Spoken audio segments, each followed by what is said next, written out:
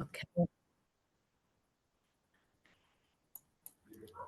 Yeah, so I'm Annalisa Peace. I'm the executive director of the Greater Edwards Aquifer Alliance, and it's my big pleasure to welcome y'all to GEAA's first Water Wonk lecture presentation.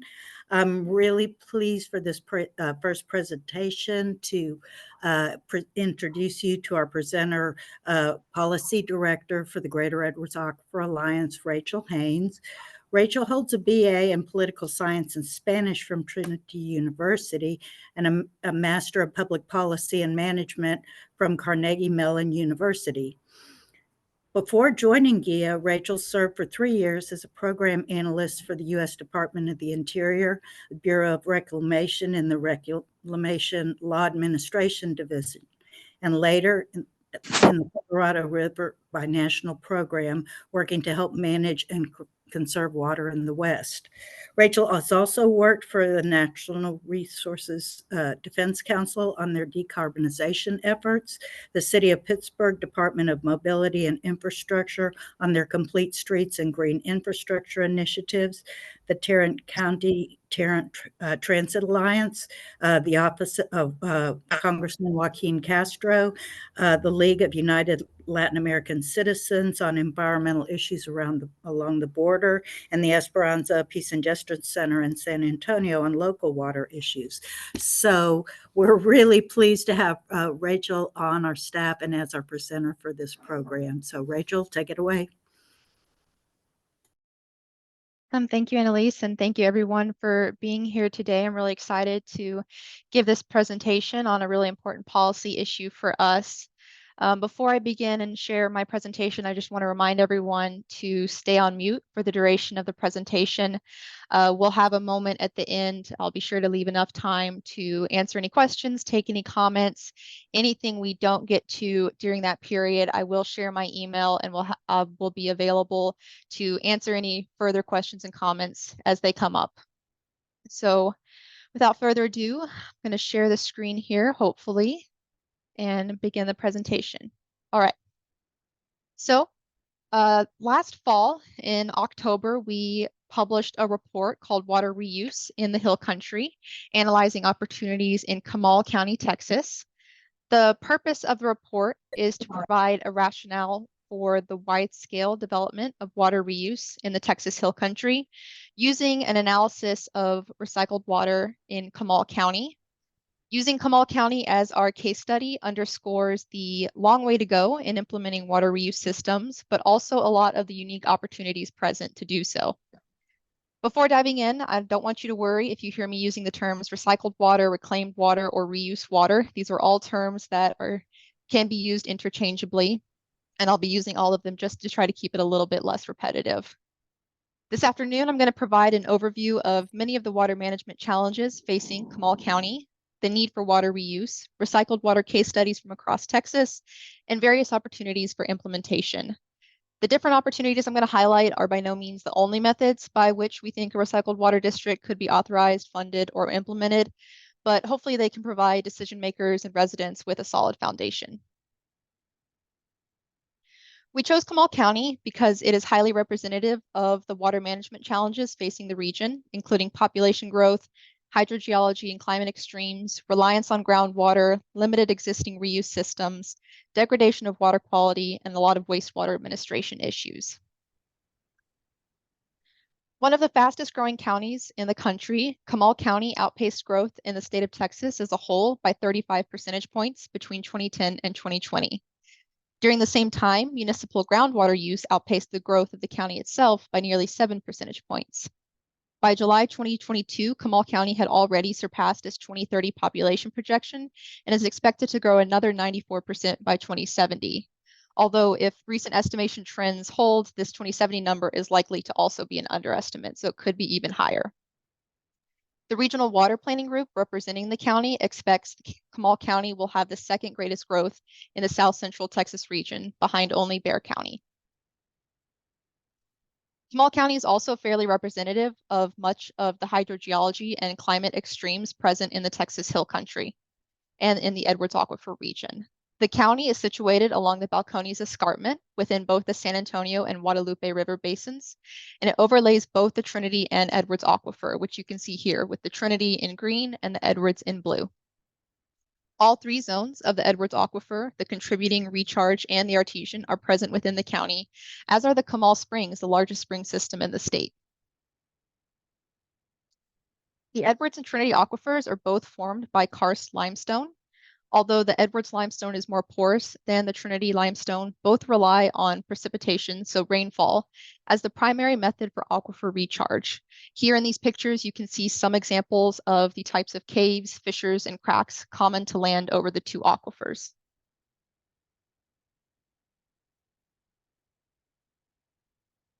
Comal County is characterized by climate extremes, intense droughts, and intense rainfalls.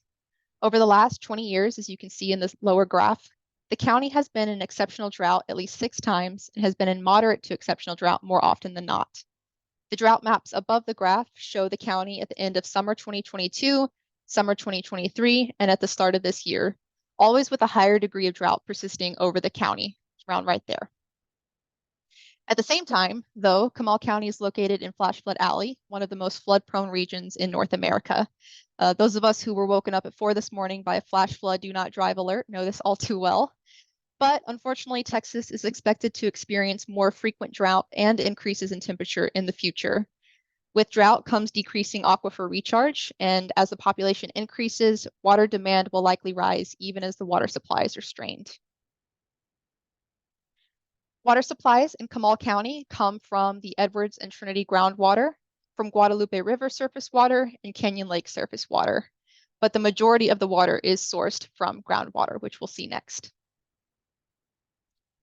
Groundwater makes up 62% of the county's total water use and as much as 57% of municipal use. Across the state as a whole, only around 33% of municipal water use is supplied by groundwater. And in Comal County, just 1.5% of water is supplied by recycled water. At least it was in 2020, and I don't think the numbers have risen that much. By far, the majority of groundwater in the county is used for municipal purpose, but even so, just over 1/5 of groundwater is used for mining purposes. And taken together, these two demands in 2020, which is the last year the Texas Water Development Board has data, these two purposes accounted for 95% of groundwater use in Comal County. As we can see from the 1.5% of use being reused water, there is no wide-scale use of recycled water in Comal County. Though New Braunfels Utilities operates a reclaimed water system that provides water to one development for right-of-way and common area landscaping irrigation, and the Texas Water Company uses some recycled water on a golf club, elementary school field, and landscaping at its office buildings. As of the preparation of our report, that did appear to be about the extent of reclaimed wastewater being used as a water supply source in the county. The city of New Braunfels, though, does call for the development of a reuse water master plan and for the prioritization of reuse as a water supply in its One Water roadmap, and it has announced plans to use reclaimed water at a new sports complex, so there is some encouraging movement on this front. As I stated earlier, portions of the contributing and recharge zones of the Edwards and portions of the Trinity Aquifer are present in Comal County. Streams and creeks in the contributing zone flow over and into the recharge zone, directly impacting the water quality of the Edwards Aquifer. When the quality of these streams become degraded, they can harm water quality in the underlying aquifers. And because parts of the Edwards and Trinity show some level of recharge to each other, negative impacts to water quality in one aquifer does not necessarily mean those water quality impacts are confined to that aquifer. As land in Comal County is developed and urbanized, less of that land is available to facilitate the recharge of groundwater supplies. And runoff that does recharge the aquifers is at greater risk of being contaminated after coming into contact with pollutants associated with increasing development, things like oil, pesticides, forever chemicals, and gasoline. Surface water can also be at risk if those water bodies receive wastewater effluent when they shouldn't, or when they receive polluted runoff. Increasing population and water use inevitably lead to increases in wastewater, and even wastewater treated to standards for surface water disposal still often contain pharmaceuticals, metals, chemicals, phosphorus, and nutrient nitrogen. In water bodies where they were not previously present in meaningful quantities, like in the hill country, Phosphates and nitrates can act similar to a fertilizer, leading to algae blooms and microbial growth. And this can cause existing vegetation and aquatic life in those streams to sicken or die, and it can be harmful to people and pets if ingested. Hill country streams generally have very good high water quality, and many of them are classified as pristine. Those with wastewater effluent present, however, have been shown to have up to 5 times more nitrate and 18 times more phosphate than in streams where wastewater wasn't disposed. And bacteria, viruses, and contaminants of emerging concern, such as pharmaceuticals or endocrine disruptors, can be found as well. The current status quo for wastewater disposal means that increased development and the subsequent increase in wastewater discharge results in greater negative impacts to the quality of surface waters, and that can risk the quality of our groundwater supplies. The Texas Administrative Code prohibits certain types of wastewater discharge within the recharge zone of the Edwards Aquifer, but it doesn't prohibit it in the contributing zone, which, as we've discussed, does not necessarily reduce the risk of degradation in the aquifer. The Texas Commission on Environmental Quality is the state agency in charge of issuing permits for the disposal of wastewater effluent. They issue 2 types of permits. The first is the Texas Pollutant Discharge Elimination System Permit, or TPDES, which is for wastewater treatment plants looking to discharge treated wastewater into surface waters and dry creek beds. The second is the Texas Land Application Permit, or TLAP, which is for wastewater treatment plants disposing of wastewater by spreading it on land surface through irrigation. In good news, this year, the 88th legislature passed Senate Bill 1289, which allows for the on-site treatment and reuse of non-potable water without a TPDS or TLAP permit, which removes a key barrier to the on-site reuse of water. And while on-site reuse of water is outside the scope of our report and presentation, it's still encouraging news for the recycled water world. The rationale behind the TPDS permit, or the wastewater discharge permit, is that vegetation and soil and waterways will help absorb and dilute excess nutrients. This is likely true in other parts of the state, but for waterways in the hill country, including in Comal County, these waterways have limestone stream beds with few methods of nutrient absorption, as you can see in the first 2 photos here. While it is legal to dispose treated wastewater into these waterways with an appropriate permit, disposal into ill-suited streams can lead to excess nutrient buildup and algae blooms, which you can see in the 3rd photo here. When these stream beds are dry, which isn't an infrequent occurrence with our frequent droughts in the region, absorption and dilution of contaminants is even more difficult to achieve. Although sewage plants that discharge treated wastewater into waterways have to have a TCEQ approved permit, simply having the TPDES permit is no guarantee that discharged wastewater will still meet the permit requirements. Between January 2017 and June 2020, 81% of Hill Country's publicly owned sewage plants that discharged into the region's waterways exceeded at least 1 pollutant limit. 6 of the plants exceeded pollutant limits for over 500 days of the study period, and all of the plants analyzed during the study averaged 188 days of pollutant exceedance. So of the 2 permitting systems, land application, or TLAP, provides a greater measure of assurance that contaminants and excess nutrients from wastewater effluent will not reach water supplies. The TLAP system allows for soil, sunlight, plants, and microbes in the ground to further reduce remaining contaminants and nutrients present in treated wastewater before there is any contact with water sources. Sporadic runoff events and the higher ability of land application to absorb and dilute pollutants means effluent disposed under the TLAP system poses less risk to our water sources. But this still doesn't mean it's the highest and best use of treated wastewater. Beneficial reuse of treated wastewater for municipal and residential irrigation or for industrial purposes provides for the safer disposal of treated wastewater and may require that water to be treated to a higher standard, which protects the quality and quantity of existing water sources.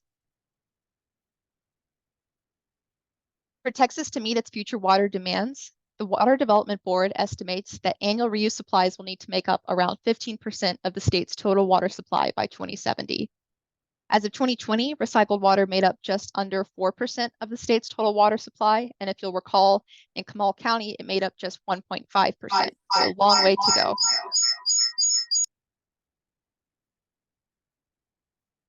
There isn't currently in Comal County a comprehensive system or set of systems in place for the beneficial reuse of treated wastewater. Reuse, where it occurs, happens in a highly fragmented manner, which means high-quality potable water is used in instances which don't require it, like lawn and landscape irrigation, parks irrigation, manufacturing, mining, and power plant cooling. This places greater than necessary strain on surface and groundwater supplies in the county, especially as residents will continue to expect, rightfully so, consistent water supplies even in the face of population growth and a projected increase in the frequency of droughts. Using reclaimed water allows for a twofold protection of water quality in the hill country. When groundwater is drawn down, spring flows, which are an indicator of the health of a water supply, are reduced and they can even stop entirely. When wastewater effluent is then applied to a dry or semi-dry stream bed, algae blooms can occur and water quality declines. The beneficial reuse of wastewater, on the other hand, reduces the drawdown of groundwater supplies, which increases spring flow and improves water quality, and it keeps wastewater effluent out of the stream beds in the first place. This relationship between the conservation of groundwater through reuse and spring flows could also allow the beneficial reuse of wastewater to indirectly contribute to expected in-stream flows. In reducing aquifer depletion, spring flows can recover, which directly increases stream flow. With this cycle, beneficial reuse of wastewater, reduced aquifer drawdown, increased spring flow, increased stream flow, the direct discharge of wastewater may not be as necessary to the maintenance of expected in-stream flows. Even as early as 1990, the Texas State Water Development Board was recommending the adoption of conservation and reuse programs to limit pumping of groundwater to protect area stream and spring flows. And last but not least, using recycled water for non-potable demands allows potable water supplies to be conserved, helping to ensure we'll have the potable water we need as demands and populations increase. Communities large and small across the state of Texas have successfully implemented water reuse systems in order to provide a sustainable supplemental water supply to their residents, including San Antonio, Big Spring, Bernie, El Paso, Round Rock, Lakeway, and Fredericksburg. These case studies provide good examples of how to implement a more comprehensive water reuse system in Comal County and the Hill Country to reduce demand that would otherwise be placed on existing water supplies. Reuse districts implemented in Comal County or throughout the rest of the Hill Country region could benefit from adopting some of the measures that led to the case study's success. Of course, each reuse district should meet the specific needs of its determined service area, but they could adopt some of the case study's financial, infrastructure, incentive, and public messaging measures. While each case study's reuse system was unique, multiple strategies for a successful system emerged. The utilities work to offset the cost of treatment and the cost to ratepayers through actions like selling the treatment byproducts, think fertilizer from the treatment process, taking advantage of state and federal funding opportunities, and locating their reused infrastructure near existing wastewater infrastructure. They eased planning and construction by implementing efficient layouts of their purple pipe infrastructure. They incentivized use of recycled water by providing the water at a lower cost than other water supplies and by removing restrictions on recycled water during droughts. And the utilities built trust in their systems through extensive public messaging, public meetings, and relationship building with residents. It is important to note in this discussion that there are several limitations to the creation and implementation of recycled water systems in the state, specifically over the Edwards Aquifer. For reuse water used for irrigation within the recharge zone of the Edwards Aquifer, plans and specification for the disposal system must be submitted to the TCEQ Executive Director for approval prior to construction. And various cities and authorities themselves have restrictions or guidelines on how reclaimed water can be used over the recharge zone of the Edwards Aquifer in their jurisdictions. Any reuse water provider should consider the location of their reuse treatment sites, infrastructure, and delivery points in relation to the Edwards Aquifer. If a provider decides to distribute reclaimed water within the recharge or transition zones, that water should be held to higher treatment and water quality standards than reclaimed water distributed outside of these sensitive areas. There are a variety of authorization and funding opportunities for the creation of a recycled water district in Comal County. The Texas State Legislature could authorize the creation of one or more reuse districts in the county using a bill similar to Senate Bill 1667, passed in 1989, which created the Alamo Water Conservation and Reuse District here in San Antonio. which did have the unfortunate acronym of AWCRUD. Hopefully, the new district can avoid a similar name fate. Implementing similar legislation would allow the new district the authority to buy or collect wastewater, treat it, and then distribute it for reuse through a purple pipe network, selling it within or outside the district's boundaries as they see fit. Similar authorizing legislation to that which authorized AWCRUD could allow the new water reuse district to construct their own facilities for the transportation, storage, and treatment of wastewater, or they could lease or buy such facilities from other existing utilities. The district could construct and later operate purple pipe networks in the fast-growing areas of Comal County and the Hill Country before those areas are built up. The district could also locate its reuse infrastructure near large water demand industry, such as the aggregate quarries present in Comal County. These scenarios would allow for the more responsible use of water sources to respond to and manage current and expected future growth in the county. Currently, roughly just under a third of Comal County is covered by neither a water or sewer utility, and there are many different and sometimes overlapping water and wastewater jurisdictions in the county, though few of which provide or use recycled water on a wide-scale basis. The districts could fill this gap and facilitate water reuse by coordinating wastewater treatment and distribution across these various jurisdictions. They could buy wastewater and lease existing treatment and storage facilities from current operators. They could undertake treatment costs and the planning and construction of recycled water infrastructure and delivery.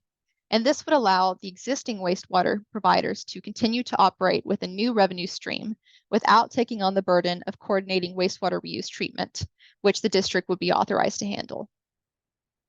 An alternative route to the creation of a water reuse district similar to the AWCRUD is to have the existing Guadalupe Blanco River Authority implement a more comprehensive reuse system or district within its boundaries for irrigation of fast-growing areas or for industrial sites. The River Authority already operates multiple wastewater treatment plants in the county, including one which produces reuse water for the city of Buda, which is outside Comal County, but in the existing area, for the city of Buda for irrigation of parks and city property.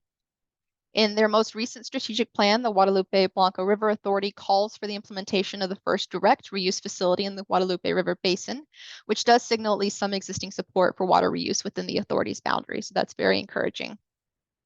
Regardless of how the reuse system is implemented, the operator must ensure there is clear and consistent communication and coordination among partner agencies and separate jurisdictions. And if authorized, similar to AWCRUD, the authorizing legislation for the reuse district could help facilitate the necessary coordination by outlining distinct powers and distinct limits of the district in relation to other agencies or utilities. So don't worry, we do understand that implementing a recycled water district or system is not cheap, but there are a variety of state and federal funding opportunities which could be available to supplement any necessary funds. The Texas Water Development Board offers loans through the Clean Water State Revolving Fund, the State Water Implementation Fund, the State Participation Program, and the Texas Water Development Fund. All of these provide some form of loan for wastewater and recycled services. The U.S. Bureau of Reclamation offers grants through its Title 16 Water Reclamation and Reuse Program and its large-scale water recycling program, both of which have received large influxes of money from the bipartisan infrastructure law in recent years. And the U.S. Environmental Protection Agency offers loans through its Water Infrastructure Finance and Innovation Act program. However the system is implemented and whatever grants and loans it takes advantages of, the rates, charges, taxes, fees, and the revenue from byproduct sales could also really help contribute to the utility's finances, regardless of how it is constructed. Also, during periods of drought, when other supplies may be restricted, supplying reuse water for non-potable purposes could result in revenue that without the supply would not have otherwise existed. If the reuse operator is able to provide recycled water at a lower cost than the regular water supply, which many do today, the operator can incentivize its use in place of the regular supply. This provides a threefold benefit. The reuse system operator could see an increase in revenue compared to supplying strictly regular water sources. Consumers can avoid using potable water for non-potable purposes while also saving money. And scarce groundwater and surface water supplies could be conserved. So there are obviously several opportunities in Comal County for the implementation of a water reuse district, but we're going to highlight two large ones. Due to the number and location of quarries present within Comal County, there is a unique opportunity to implement a system where reclaimed wastewater can be provided for the quarry's water use, which would replace their groundwater use. Comal County has around 40,000 acres of aggregate production operations or quarries, roughly 11% of the county's landmass. 11 of these quarries are clustered along a 30-mile stretch of I-35 that runs through Comal County, commonly referred to as Quarry Row. The county is one of the top 3 counties for water use by the aggregate mining industry in Texas, and the quarries use water primarily for dust suppression and for cleaning and sorting the aggregate. Though they make up 11% of Comal County's land area, they use around 21% of the county's groundwater, and annual water use by this industry is expected to increase around 10% per decade over the next 50 years. Recycled water is not a new concept for quarries. Many already recycle much of the water used in their operations, even though they're not required to. However, the quarries in Comal County still appear to originally pull their water from the underlying aquifers. Even if this water is recycled in later stages, the original water supply is still groundwater, and it represents a significant demand on our groundwater supplies in the county. By using treated wastewater as the initial water source rather than groundwater, there's significant opportunity present in the county to protect potable water supplies. The EPA recommends the construction of intuitive reuse projects, which it calls are a concentration of large water demand industries located next to water treatment plants. Here on this map, you can see that many of the quarries in Comal County are linearly clustered along Quarry Row, and some are already located next to existing water treatment plants. So we have the large water demand industries, the quarries, a concentration, Quarry Row, and existing wastewater treatment plants nearby. The quarries use large amounts of groundwater, as we've discussed, and they have experience using recycled water in their operations. If nothing else, these factors aligning should at least incentivize decision makers to examine quarries as an intuitive path forward for the development of a water reuse district within the county. So a really great quote you hear often in this field, which of course now I can't remember who said it originally, is that it's going to be really hard to explain to future generations why we thought it was a good idea to spread drinking water on our lawns. So another prime opportunity for implementing greater recycled water use in the county is to supply recycled water for outdoor irrigation. Across Texas as a whole, it's estimated around 31% of municipal residential water use is for outdoor consumption, the vast majority of which is used for maintaining our lawns and gardens. Though these are, of course, estimates, in Comal County, this percentage would translate to around 6,680 acre-feet dedicated each year to residential irrigation based on 2020 water use, which again is the last year for which the Water Development Board has data. While it's true that conservation should be the first measure of protecting water supplies in the Hill Country, increasing population growth in the county and the creation and expansion of residential developments means there will be outdoor water use. Implementing a reuse district or expanding existing reuse systems in the county to supply recycled water for these non-potable outdoor uses can protect existing supplies as development increases. New residential developments specifically could benefit from the implementation of reuse districts, as the implementation will involve the construction and operation of new infrastructure rather than the replacement or retrofitting of old infrastructure in current or old developments. Providing recycled water to new developments for outdoor water uses could help alleviate the strains placed on existing water supplies, even as population and water demand increases.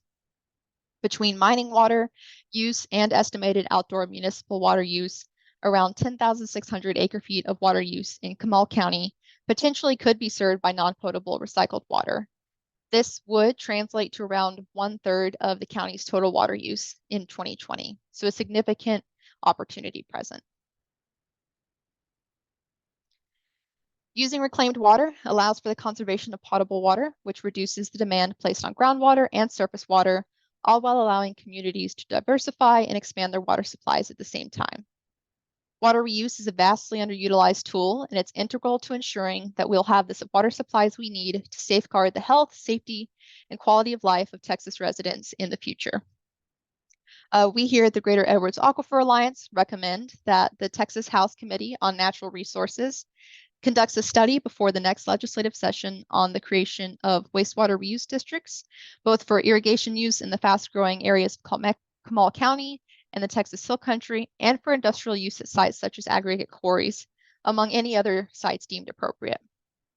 The study should analyze the possibility of implementing multiple water reuse districts with flexible boundaries throughout the study area where deemed practical, given variations at different locations in the volume of potential reuse water generation and the need for that water.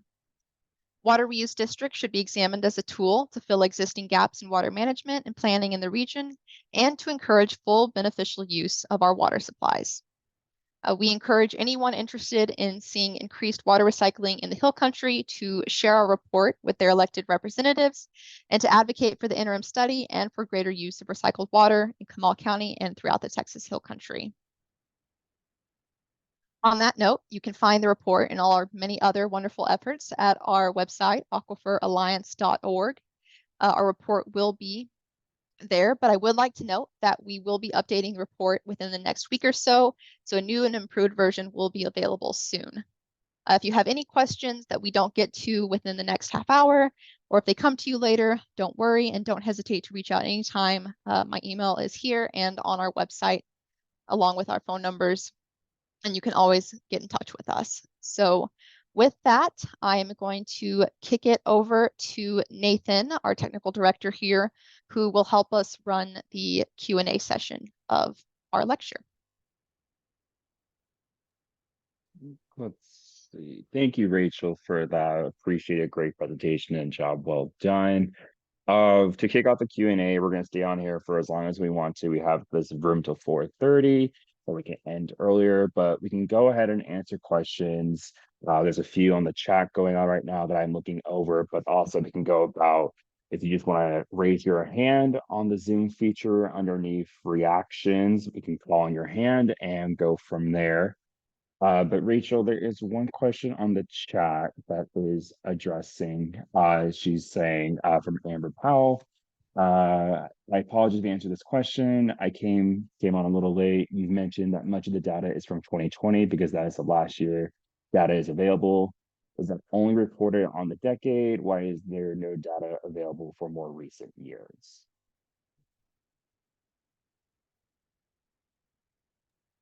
Sorry, I had to get off mute. I am checking really quick. It is, I want to say it's every 5 years. The data is available by the Texas Water Development Board. No, I'm sorry. So 2020 was the last year that they have available. They do have it every year. But 2020 was the last, as of the preparation of this report, the last year that Texas Water Development Board had data available. So I'm sure in the coming year, we'll be able to start to see 2021. And then, in 2025, we'll probably see 2022's numbers, but they are a rather bit behind.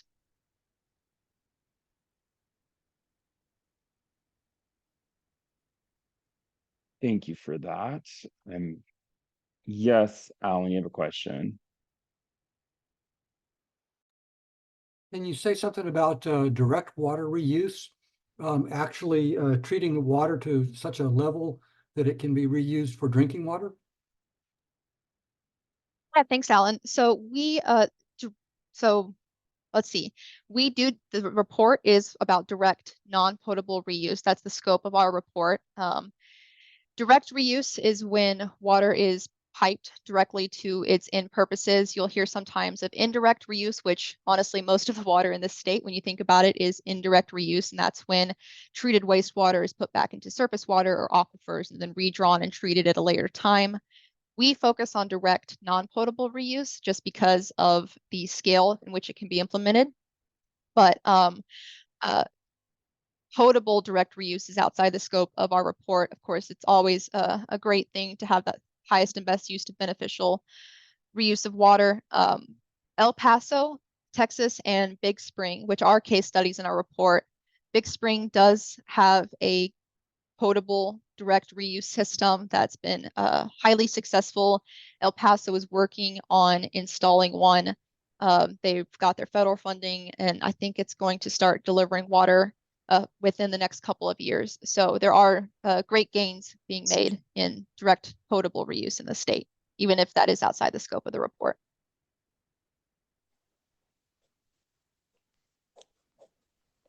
Thanks, Rachel. I appreciate that. Could you please send the presentation link in the chat? Yes, Amber, we have this presentation recorded. Once we get it all finalized and up and running, we're going to post it on the GEAA website underneath our Water Wonk series, so you can get that easily accessible. I have a question for you, Rachel, from Lucy. What's the opinion of using rainwater collection for residential landscapes? I think And it's great. I obviously, if you can do that, and if cities can incentivize that, provide ways to implement that, that's always a great thing. Again, this is focusing, when we talk about outdoor irrigation use for new developments, we are really focusing on the wider scale use. A lot of times people don't have the ability to do rainwater harvesting, even though it is a great thing, and we're supportive of that. But we're talking specifically about delivering the recycled water to these developments for outdoor irrigation. And a lot of, when we are talking about the new developments, it would be putting in the infrastructure as these new developments are increasing for irrigation. I hope that's helpful. If not, feel free to clarify or ask more. thanks, Rachel. And Annalisa also wanted me to mention that we, as Rachel mentioned at the end of her presentation, the report that she developed for GEAA, it's available on our website, and Annalisa has actually went ahead and posted the report on the chat. So if you're interested in looking over the report, there's also a summary to the report as well. You can check out the link Annalisa has just sent over the chat as well. Lucy has mentioned, what are the most common sources for reusable water? Let's see, when you say, see, I don't know if Lucy is able to hop on with us. When you say the common sources of reusable water, do you mean where they're being used today, or where we're receiving that water from? Where are they coming from? The water was originally potable, and now it's not. What are the, Okay, where is the, yeah, what's the path? What's yeah, the so most the recycled water we're talking about here is treated wastewater. So it's water collected from our wastewater utilities. So treated sewage water. Originally, of course, yes, it's potable water. It's used for all its purposes.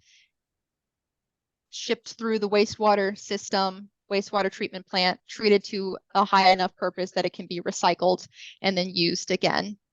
Okay, thank you. Okay, and so I'm just going in order on this chat. MJ McFarlane says there are a lot of car washes at Comal County who say they use reused water. How do we find out if they're being truthful? That is a great question. I'm not sure. Actually, I can jump in on that one. Wonderful.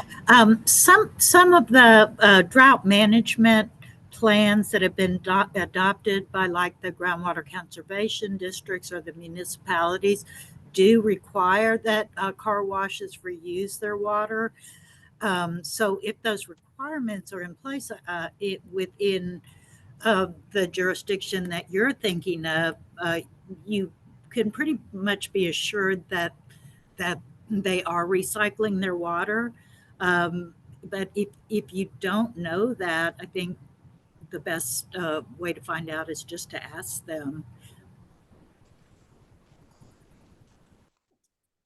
Thank you for that, Annalisa. Appreciate it. And hopefully that answered your question, NJ.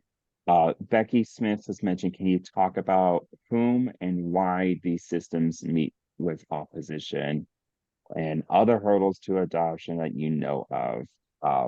I believe Becky's still on if you need a little bit more clarification on her question. I'll give it a shot. And then if she wants more, I'd be happy to provide more. So of course, I think the main issue that these systems encounter opposition is honestly the yuck factor. People hear treated wastewater and, you know, it's like, oh, I don't want sewage water on my lawn or in my factory and on my quarry. But the way I think of it first is that all water is recycled water when you really sit down and think about it.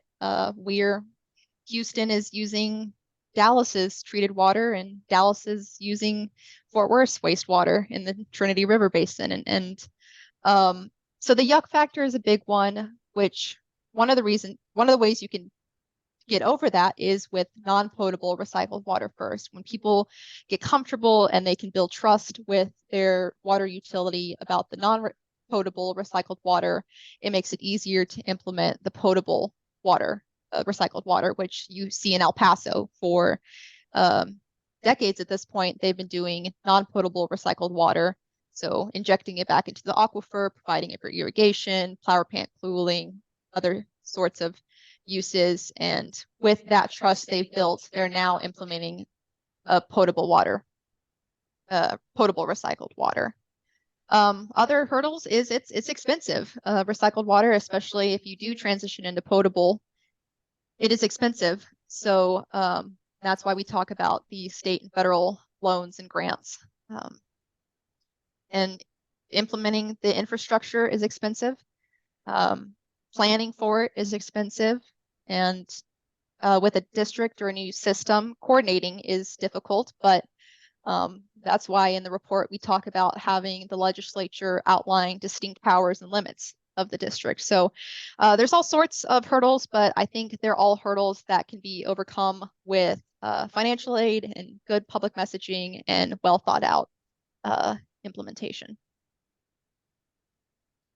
Right. Got the thumbs up from Becky, so thanks, Rachel, for that one. Let's see, next one. Shannon has asked, with 74%, I believe this was a stat from your presentation, with 74% of water being used by municipal entities, what is included in that category? Are subdivisions inside and outside homes included as municipal? Thank you, Shannon. I believe so, yes. Feel free to email me with your email and I can always double confirm that that's the case. But yes, in the Texas Water Development Board's 2020 water data for Comal County, it breaks it out by those main categories. And I do believe that municipal is referred to as all municipal water use. So the subdivisions, the municipalities in Comal County, I don't think they split it out by irrigation versus inside the home. I think it's just all water supplied for municipal purposes because it's at the county level. Okay, thanks, Rachel. Darby Riley has asked, what committee of the legislature is responsible for this issue that you've been talking about? Yes. So that would be in the House. It is the Texas Committee, Natural Resources Committee. The committee in the Senate is failing me if Annalisa has that one. Yeah, it's called Water, Agriculture, and Rural Affairs. And we are hoping that these committees will actually take up this issue of water recycling and water reuse as at least as an interim study or an interim charge before the legislature starts the next session, so that we could move forward on the state exploring what are the best ways to implement such planning.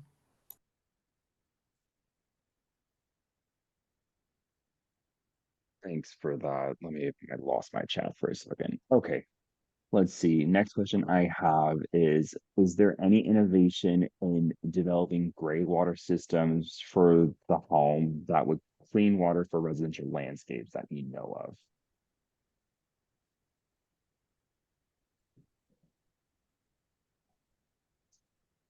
Any innovation in developing gray water? I believe there always is. Yes. Again, on-site reuse was outside the scope of our presentation report, but I did mention, and if you're interested in this, it'd be worth looking up the Senate Bill 1289, I believe this year in the 2023 legislative session was passed, which eliminates a lot of the regulatory barriers for on-site reuse. And let me just confirm that Senate Bill number for you.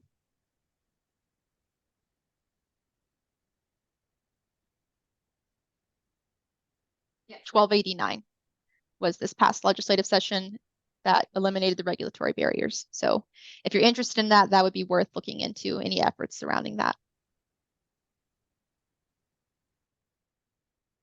Sounds good. Thanks, Rachel. Let's see. I have a question from Josh saying, as you're aware, if Comal County is already using recycled non-potable water for aquifer recharge. As far as I'm aware, no. Annalisa could correct me if I'm wrong, or if anyone on here is from Comal County, but as far as I'm aware, that it is happening here in San Antonio, not recycled water, but aquifer recharge. I don't think it's occurring in Comal County. We would, since most sewage effluent is not treating to drinking water standards, that would not be something that we encourage. Yeah, for the communities that are doing recycled water injection into aquifers, those communities are not doing it in the Edwards or the Trinity aquifers, which are much more porous than the sand and aquifers out in El Paso or up in, I think North Texas is doing it. So our aquifers are different.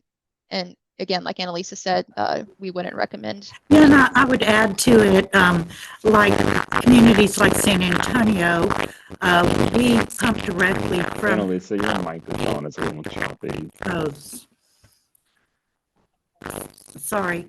You may have to turn your audio for a minute. So like San Antonio does not pre-treat the Edwards Aquifer water before we distribute it. So we have to be very careful in what goes into the aquifer as a matter of recharge. So you'd want everything to be treated to drinking water standards. Yeah, that's a good point. When I mentioned the other ones that were injecting the recycled wastewater into the aquifers, again, their aquifer systems are different than ours here in the Hill Country, but they also then do pre-treat the water they draw from their aquifers. So just various instances or various differences in those situations than how we do it here, and why we would not recommend it here. I think that answers Hannah's question, I hope.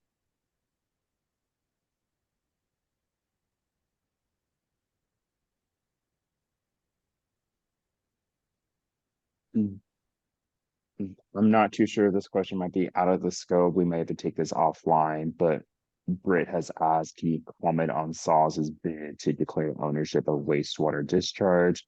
Will this lawsuit have an impact on other municipalities and how will it manifest itself? That might be a more detailed question we may have to take offline, in my understanding.